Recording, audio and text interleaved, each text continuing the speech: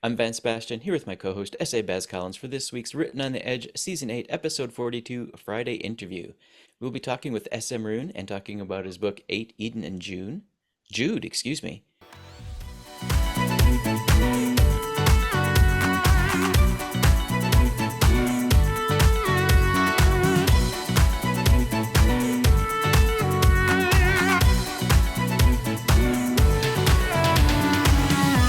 So, let's get to know our guest. Born 8/8/88, Hello. SM Rune studied at CCSF and USAO and has lived in 8 US states and 3 countries so far. Rune grew up on superheroes and fantasy novels, and some of Rune's greatest inspirations include Philip Pullman, Anne Rice, Anne McCaffery, Kate Elliott, George R. R. Martin, and J.R.R. Tolkien, plus many more. Rune, welcome to the show. Thank you.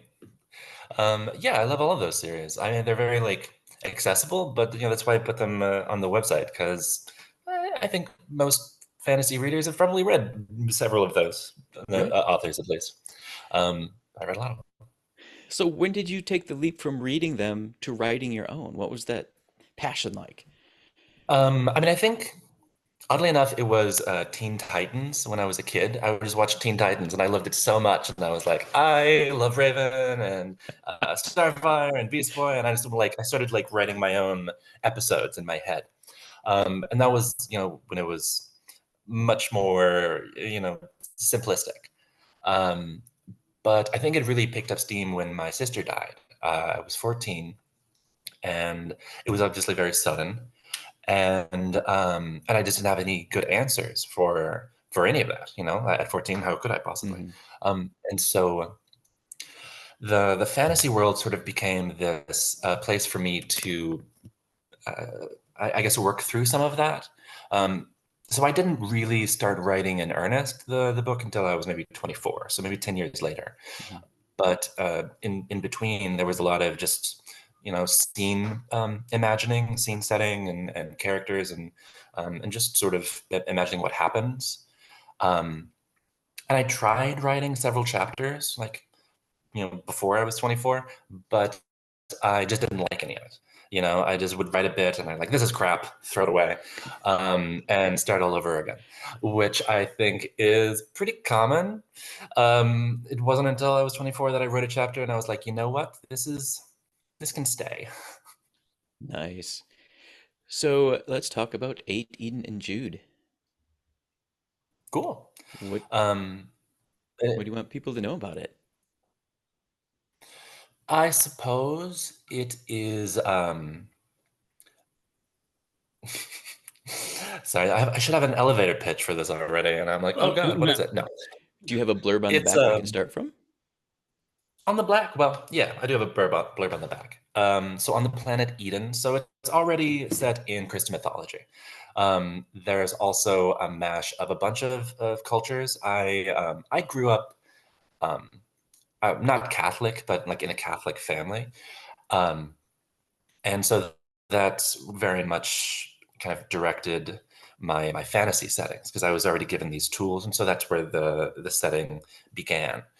But then I started adding more stuff to it, sort of H.P. Lovecraft elements, and just like aspects of high fantasy, and just things that I enjoyed from stories and myths um, and so forth. So I would say it is kind of steeped in Christian mythology, but it is not really trying to be any more than Philip Pullman's His Dark Materials were trying to be. It's just you touch on common cultural touchstones and tropes, and I imagine some people find that offensive to use the word Christian mythology as a story trope, but it is, Yes, it um, is.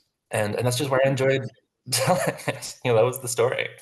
Um, what is it? It's I would say a lot of the base characters are kind of similar to what George R. R. Martin did with the Starks, I would say, Okay. in that you've got this huge fantasy epic world, and then you just sort of boil it down to a family where people already like they care for one another is already you know, intrinsic in the relationship. You don't have to put too much effort into it. Hmm. Um, brothers will try to save their brothers. You don't need to motivate them. That's just they're decent people, and so forth. Um, And so, yeah, I didn't want to do anything too complicated because it's just my first book. And yeah, I think just that. All right. So some of the themes that we were finding in it Sorry. include queer life and romance. So apparently there's a queer character in there running around, at least one, and homelessness. Oh, just about everybody. Yeah, I have like a few token straight people, but for the Them most part, over everybody's queer there. as hell. Um, right, exactly. You know, I want representation for everybody, Right. including one token straight person. Right, exactly. You know, bring them into my fantasy They're the setting. best friend. Not really. Right, exactly. I want to dive into all of the tropes that we expect. You know, don't kill your heteros. You know, respect. No, um, that sounded so wrong. Not what I meant. But really, Eden and Jude is two stories. So the first half is just the fantasy story, which is this, and I separated that from Eden and Mm. Jude. This is just 8 Chronicles, which is all fantasy setting. 8 Eden and Jude is sort of split narrative between the fantasy story and a teenage, homeless, queer youth who is using this fantasy setting as an escape, very similar to the way that Sebastian did in Neverending Story.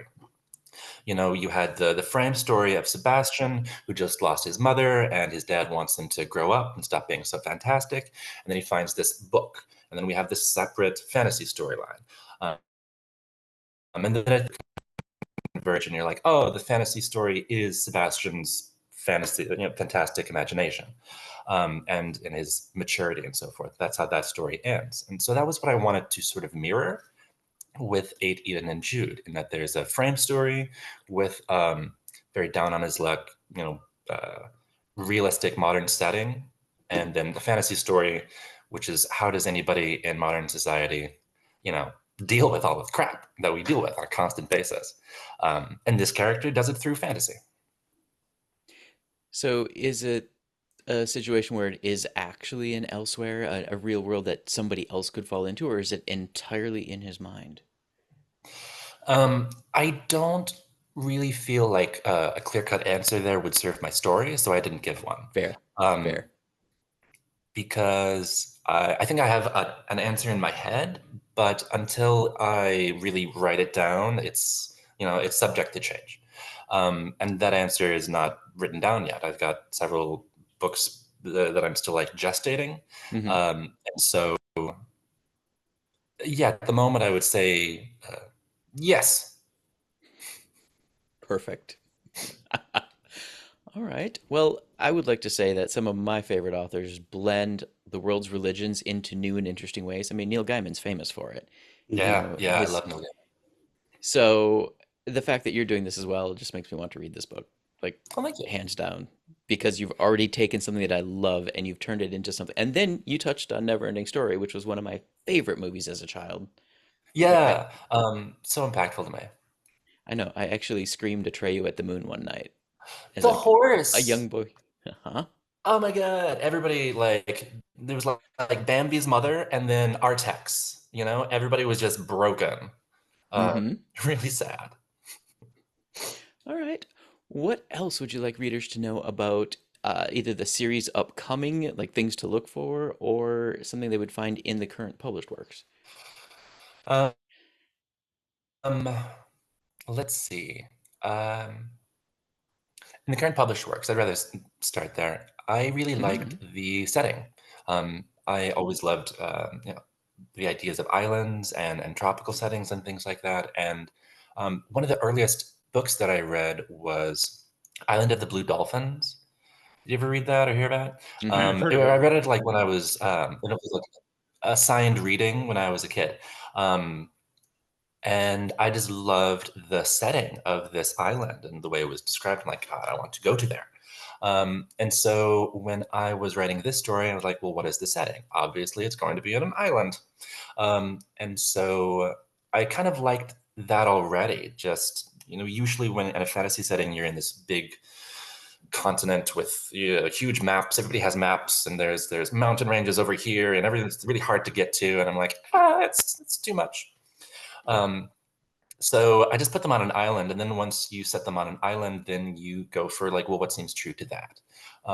So it became pretty straight, like clear that the characters, for the most part, would be either indigenous or like Pacific Islander. Um, like that is the setting that that's what it would have to be. Otherwise, it would just be dishonest to the story, I felt. So I liked that. I liked that existed. Also, what else? I took a lot of effort to, since I already established the setting that is not, based in European mythology or culture.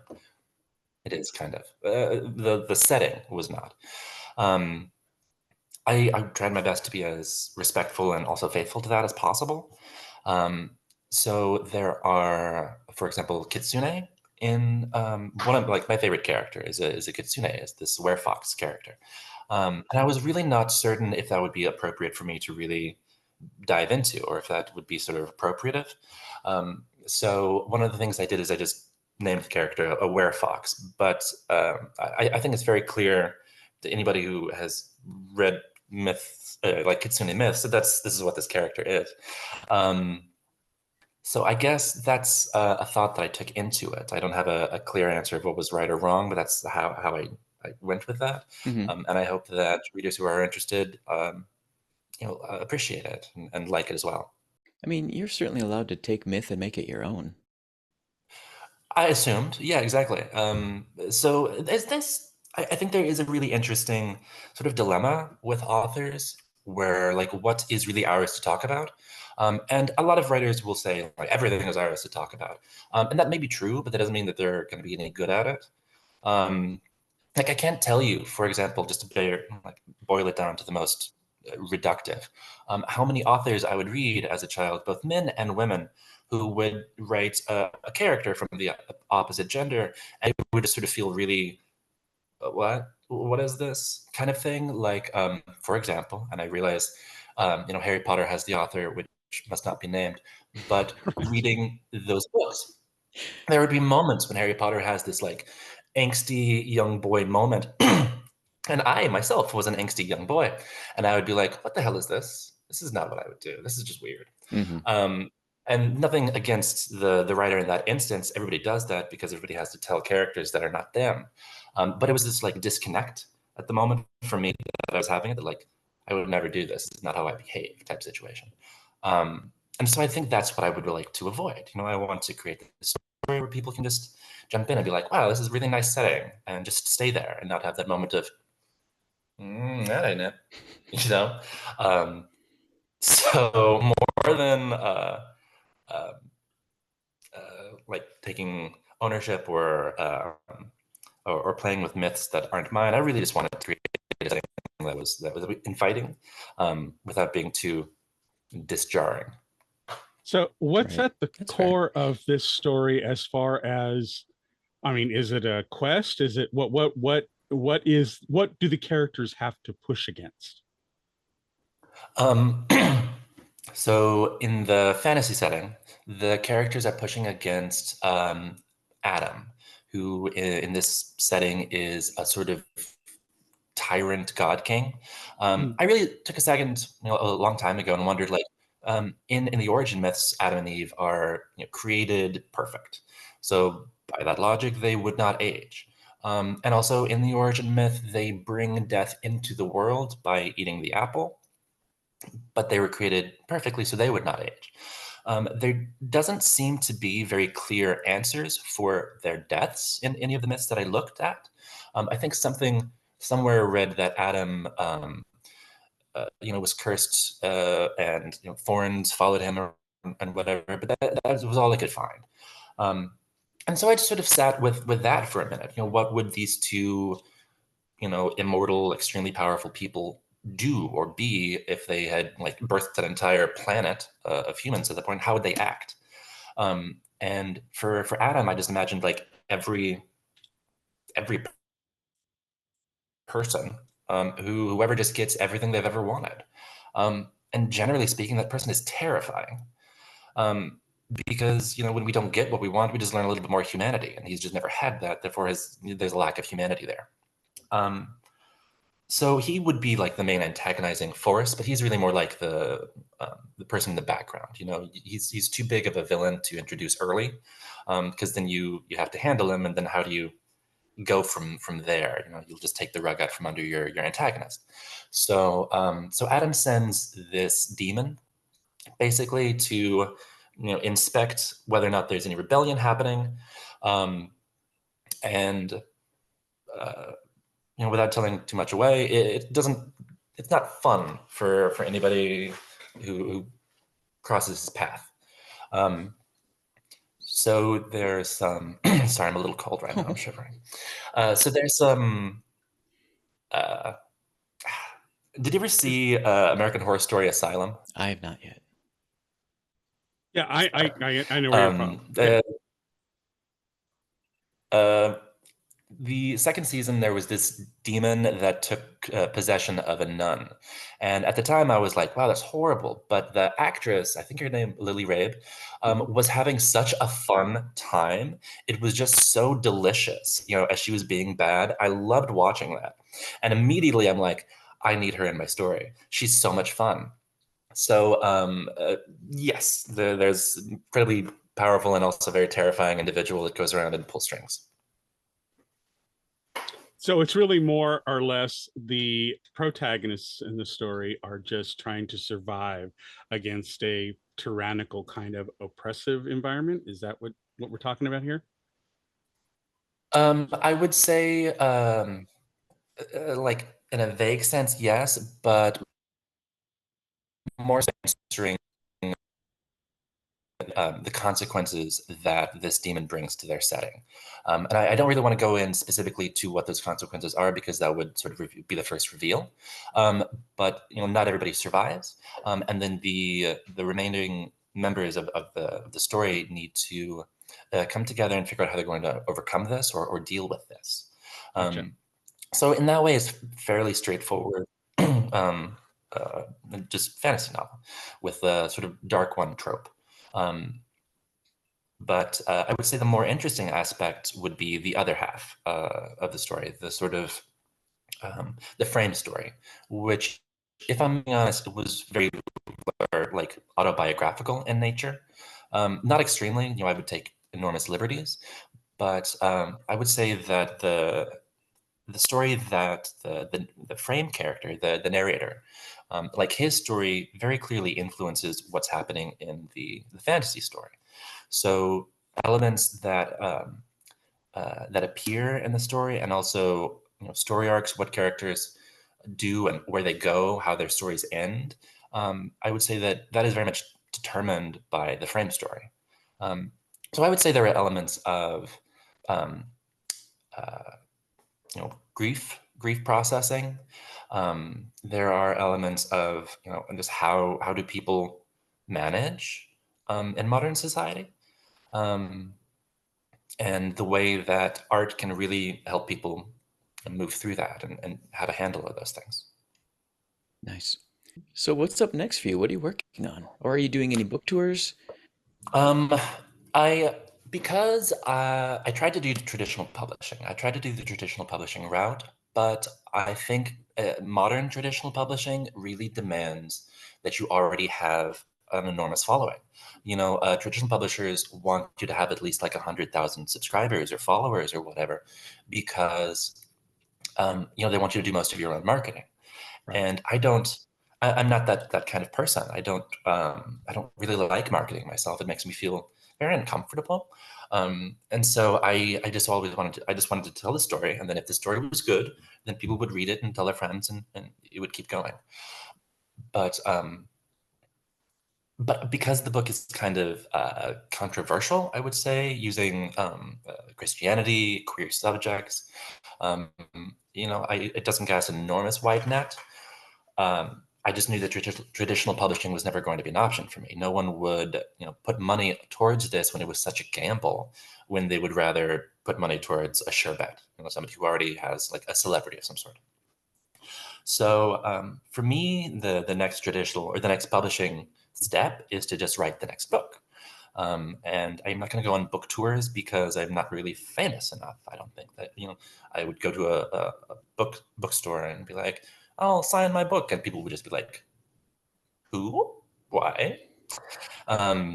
You would be So surprised, though. I'm not sure what part of the country you're in, but I know, like in the Bay Area, in San Francisco, where I lived, there were several queer bookstores who would offer that if you worked out with the management, they would allow you to have a reading and a Q&A session, and word would get out because they would put up a flyer or whatever in the windows and stuff, and you'd be surprised how many queer people would show up just to find something new to consume. So, it's something you I'm sure might you're want right. to look into it, because it can be quite beneficial to your sales.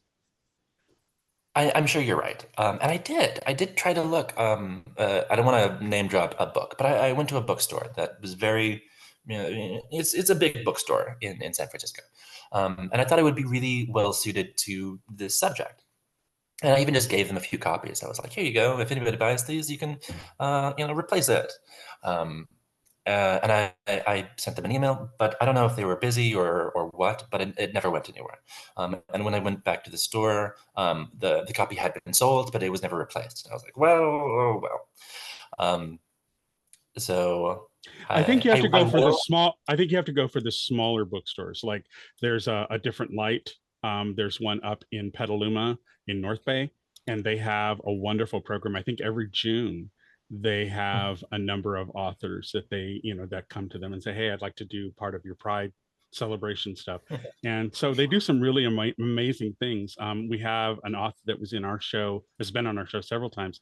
He had a book reading at a caterer's place, and it was amazing how many people showed up. The caterer made food for his event, and so you can, if you're a little bit more frugal or a little bit more explorative in where you can go, I say go for the smaller venues, because they tend to really want to bring traffic into their venues, and so they're going to be willing to work with someone to help draw that in. So look into the smaller bookstores. I will. Thank you. To be honest, this is, as I mentioned this in my first interview, I just published the book earlier this year. And to be honest, I'm just sort of playing it by ear. Do you have any final words of wisdom you want to offer folks? Okay, I got one. This is sort of about writing. I thought it was really interesting when I went to college. I took this detective novel class. And one of the things that I thought was super interesting was, I think the author was Raymond Chandler. No, it wasn't Raymond Chandler. But the book was Maltese Falcon. Mm-hmm. And I'm sorry, I forgot the author. Dashiell Hammett. It was Dashiell Hammett. And he, I learned that he had actually wrote that same story like 50 times or something prior. In the serials, he would just write this detective story, and it would, every chapter or whatever go in the newspaper. And it wasn't until he wrote the Maltese Falcon, which was it must have been at least over 20 times. He wrote effectively the same story, like the same story beats. And he just got a little bit better at it every time until he finally finished what became a classic. And I just thought that was so interesting that if you are a writer and you tell a story and it's just not quite there, it's not really picking up, just tell it again. And then again, and then tell it again. And it seemed to have been a really successful strategy for him. So I thought that was great. Perfect. It does something for you. There you go. Perfect. All right, folks, we'd like to extend a huge thank you to SM Rune for joining us. Rune, thank you so much. Thank you. Our pleasure. My pleasure. All right, we at Written on the Edge are proud to introduce you to new media by queer content creators. So if you enjoy learning about new artists or hearing our thoughts on entertainment media, please like and subscribe so you get the alerts for new episodes. The show is produced by Ro Ravens Media. For our disclaimers, links to social media, our listen stations, or to sign up as a guest, visit www.rotepodcast.com. Tune in next week for your queer media fix. Yeah.